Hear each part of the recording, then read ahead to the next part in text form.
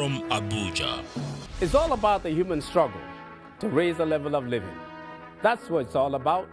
I'm Magnus Packle, and this is Magnus Packle GVA. I appreciate you being a part of our show.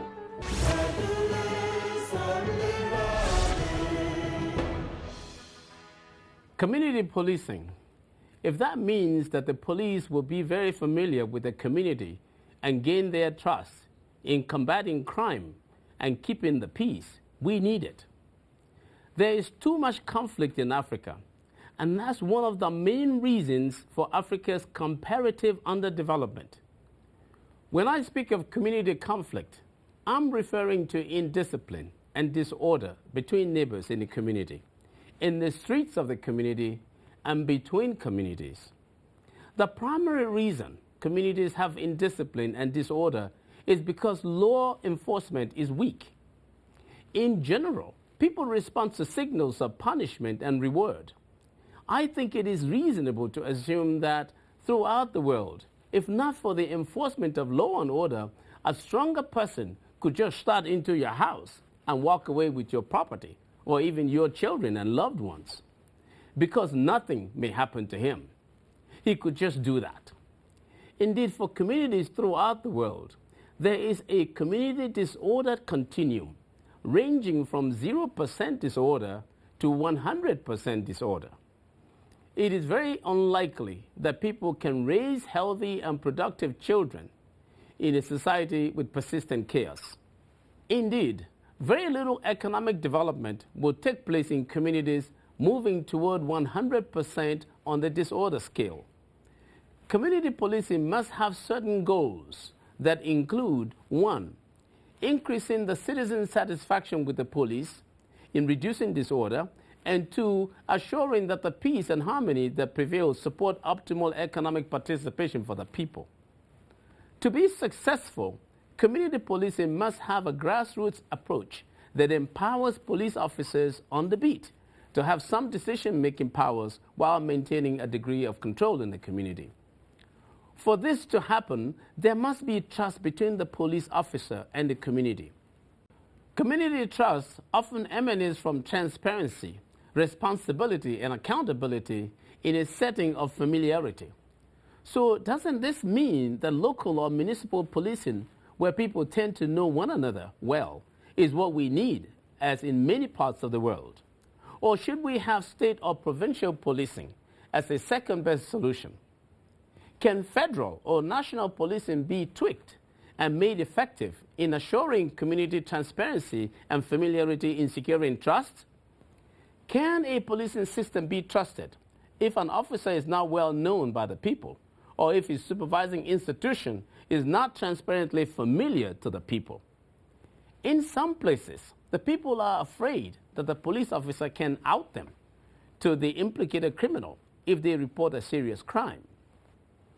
This is less likely to happen if police institutions deploy officers for longer periods of time and also set up mechanisms to ensure that the objectives of law and order and improved productivity are being achieved. There is the fear, of course, that long-term police officer deployment may be used by some politicians and community leaders to intimidate their opponents. However, with appropriate controls, these possible negative results may be minimized, especially when the benefits are significant. In the final analysis, the police are extremely important. They are friends to the community and are to help in maintaining law and order, and therefore increase productivity and development. They need the support of everyone. In review today, our conclusion on stopping organized free radicals. But up next in our hidden economics, is it possible that 80% of government sector corruption is done by 20% of the officials?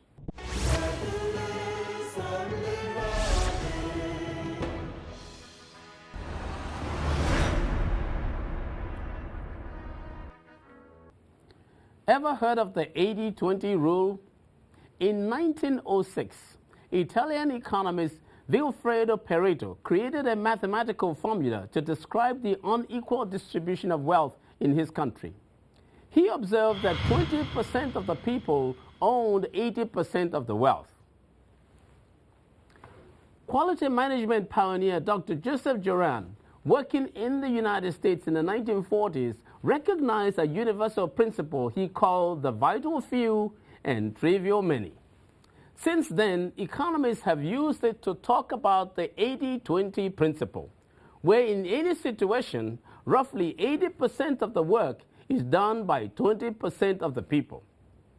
80% of accidents are caused by 20% of motorists. 80% of the income is contributed by 20% of the customers. 80% of the beer is drunk by 20% of beer drinkers. 80% of the crime is committed by 20% of the criminals. 80% of the good comes from 20% of the people. 80% of the bad image comes from 20% of the people. Is it then possible that in government, 80% of the corruption is done by roughly 20% of officials? Therefore, examine yourself. How important are you? Are you a part of the 20% that bring 80% of the good image? Or are you a part of the 20% of the people that commit 80% of the crime? Or even drink 80% of the beer? Think about it. Our Hidden Economics for you.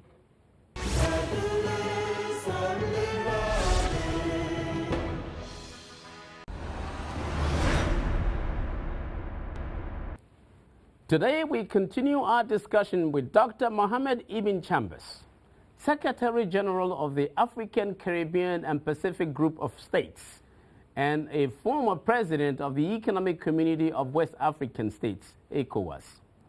Dr. Chambers is one of the most knowledgeable people on Africa, with tremendous experience in international relations. In our earlier discussion, Dr. Chambers reviewed the conflicts in Mali, Sudan, and the Congo, and was concerned that these conflicts were undermining the great progress that is now seen in Africa in strong and sustained economic growth and development. Let us now continue our discussion with His Excellency Dr. Mohammed Chambers.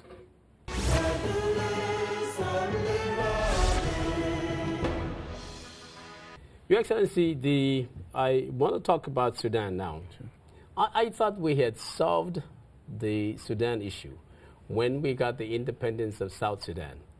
But all of a sudden now there is fighting in some province, and the AU has intervened in asking South Sudan to pull back forces and all of that.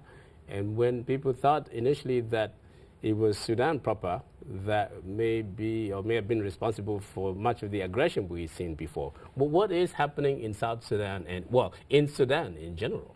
Well, Sudan, there are many aspects to the Sudanese crisis. First, we have the North-South, Southern Sudan, crisis, which, as you have said, referendum occurred. South Sudan is an independent country, but then there are problems of the transition to separation, because there are some issues post-independence that need to be resolved. One of the problems, frankly, is the issue of the province of Abyei, which was never resolved. The understanding being that after independence, there will be continuing negotiations on how to solve it. Of course, things have come to a head now because all this fighting is over trying to stake positions, perhaps in the negotiation on the fate of this province, which is lying between North and South. That's one aspect of it. The other aspect is over revenue sharing, because, as you know, the bulk of the oil was being produced in areas that are now in the state of South Sudan, the Republic of South Sudan, but then the pipeline for the oil is all going through the north. There has to be agreement on the rates to be charged, et cetera, et cetera. There are even some issues over, so what happens to the debt that the state of Sudan owed? How is that going to be distributed between North and South? So there are those kinds of issues which I'm aware the AU, working closely with the UN, was dealing with trying the mediation, using the mediation of former South African President Thabo Mbeki. And he's still, quite very active yes. in this. But don't forget, there's also the old issue of Darfur, which is still there. And then some other provinces in rebellion, like Kordofan, etc. But I think that the crisis now is over the relations between Republic of Sudan and North Sudan. And one can only plead that the two countries should use negotiation and compromise to resolve their differences. Absolutely. Now, we've tried to handle some of these conflict issues. Now, you mentioned earlier when you were making some remarks that we are making progress in Africa, and I agree that we are making progress.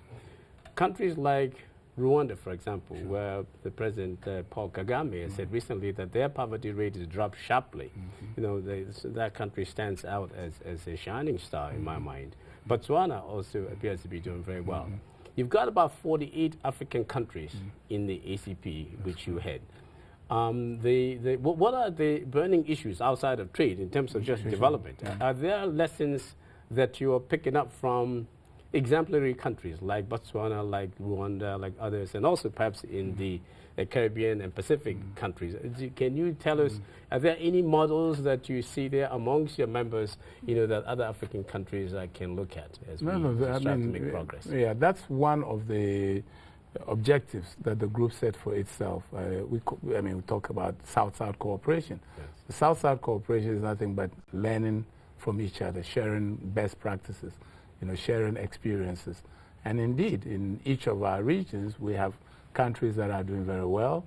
And we believe that by nature of belonging to a common family of states, when some are doing well and prospering, naturally, it leads to interrogation. What is it that they are doing that is producing results, good results, impact on poverty levels in these countries, improvement in infrastructure, improvements in governance, and therefore would like to believe that those that are perhaps not doing so well will be motivated to share, to learn the good lessons, the good practices of those that are prospering. And it's true that in all the regions, you have some countries that are doing extremely well.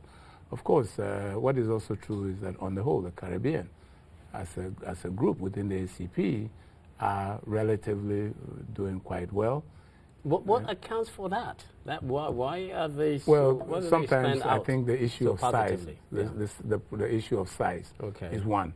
You can even say location. The Caribbean, being so close to North America, being tourism-oriented economies, next to huge economies that can patronize the tourism and service industry, service sector of these countries has helped. There's no question of that. But it goes back to governance. We both attained independence about the same time. Indeed, many of the Caribbean countries later than Africa, but they've had stability. Yes. They've had consistent peace, security, stability, democratic governance. Yes. So I think that's one additional case that governance is important. Once they maintain the stability, it means that they have just built and consolidated. In Africa, as you know, the story was that soon after independence, there was all that hope and optimism, and yes, there was some relative but then when the instability and the constant changes came, what we then did was to systematically destroy a lot of the foundation that was established and built, and instead of standing on that foundation and moving to next levels. But in terms of trade, which I believe is one of the key areas that you look at, is the ACP helping to get progress, vis-a-vis our balance with advanced economies in terms of what we get from trade relations and arrangements? Indeed, this is probably one of the strongest added value that the ACP brings, because over the years we have concentrated on our role as leading in the trade negotiations and working for a smooth integration of our member states into global trade, because we're still pretty marginalized. So in that respect, vis-a-vis Europe, the ACP as a group has been the main vehicle for ensuring what we have enjoyed for some time now with Europe, which is quota-free, duty-free access to the European market, which is a significant market. We're also, of course, playing our role in the Economic Partnership Agreement, which is essentially a trade negotiation to allow for continued privileged access to the European market. Those negotiations have by no means been smooth, but we continue to coordinate the position of Caribbean countries, the Pacific countries, and of course Africa, to advocate a common position for the least developed countries, majority of whom are in the ACP, but also for middle-income countries which don't have such an easy access because of threat to remove certain privileges, certain facilitation that is otherwise allowed them, because there's a perception that they have made it, they've attained middle-income status, and therefore should not enjoy certain trade benefits that otherwise would have been made available. Thank you very much. But I would be, it wouldn't be right if I ended this discussion without talking a little bit about Ghana. You're welcome. This year, there's going to be a to me, very important election in Ghana. And it's important, in my view, because of the vast amount of oil that Ghana sits on now, and the fortunes that are going to come from that. And I think that the MPP, the NDC, the parties recognize that whoever sits on it now may present such a size and such a muscularity that it will be difficult for the opposition to dislodge them. So this is an important election between the President Atta Mills, and Nana Akufo-Addo. What are the sentiments in Ghana? Who's going to win the election? Well, I mean, the Ghanaian people will decide that. But what I'm assured of is that, you know, let me back up on that and say that the last election was also regarded as, oh, this is so important, because don't forget that it was under the last government that Ghana actually hit, discovered oil, in commercial quantities.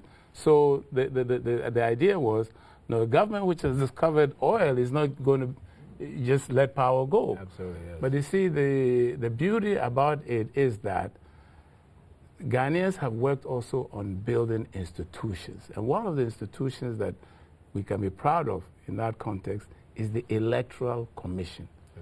An electoral commission which can conduct, supervise credible elections. Forget about free or fair, but it's credible, because both parties believe in the neutrality of this electoral commission. And that's the case now.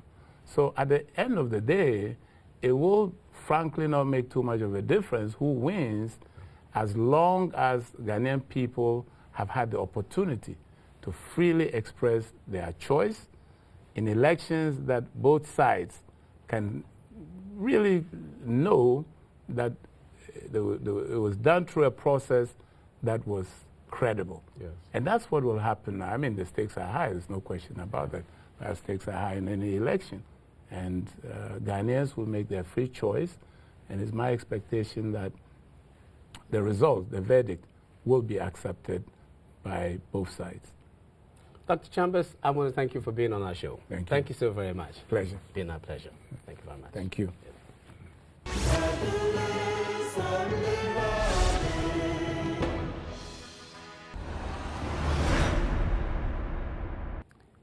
Recently, on our show, we started exploring the concept of organized free radicals, their origin and role in creating conflict that is contributing to the underdevelopment in Africa. Some of the conflicts that have swept across African nations have started as communal strife that spiraled out of control. The Congo conflict, which is still raging and claiming lives, is a good example. Indeed, in the Mali Tuareg problem that has escalated and resulted in the recent coup and the unbelievable beating of the interim president, Mr. Dioncounda Traoré, is also another sad example. We strongly believe that the existence of organized free radicals would be considerably minimized in nations where participation in the mainstream economy by citizens is strongly promoted by the government. This leads us to wonder what has undermined the ability of the African leadership in the type of governance that would include everyone in the economic development process.